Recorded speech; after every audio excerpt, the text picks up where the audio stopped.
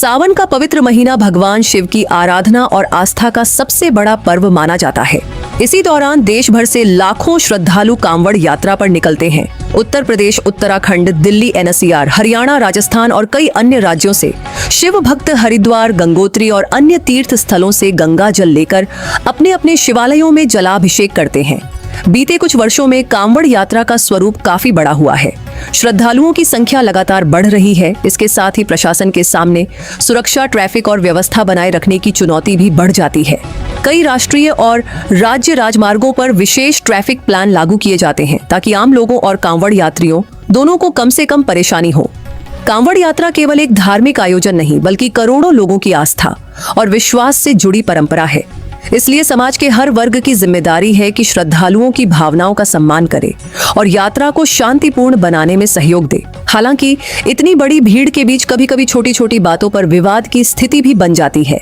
कुछ लोग आवेश में आकर अनुचित व्यवहार कर बैठते हैं, तो कुछ असामाजिक तत्व माहौल बिगाड़ने की कोशिश करते हैं। लेकिन किसी एक व्यक्ति की गलती का ठीकरा पूरे समुदाय पर फोड़ना न तो उचित है और न ही न्याय संगत।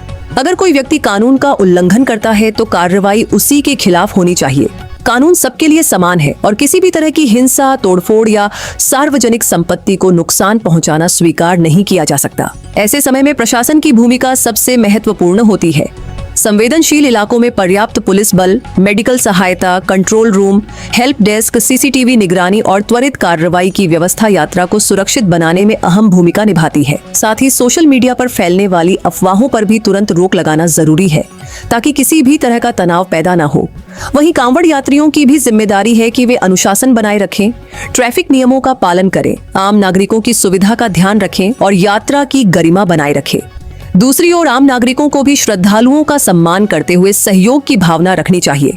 कांवड़ यात्रा का संदेश सेवा, समर्पण, संयम और भाईचारे का है। जब आस्था के साथ कानून का सम्मान और सामाजिक सौहार्द भी जुड़ जाता है, तभी यह यात्रा अपने वास्तविक उद्देश्य को पूरा करती है। इसी उम्मीद के साथ कि सावन का यह पावन पर्व सभी के जीवन में सुख, शांति और समृद्धि लेकर आए।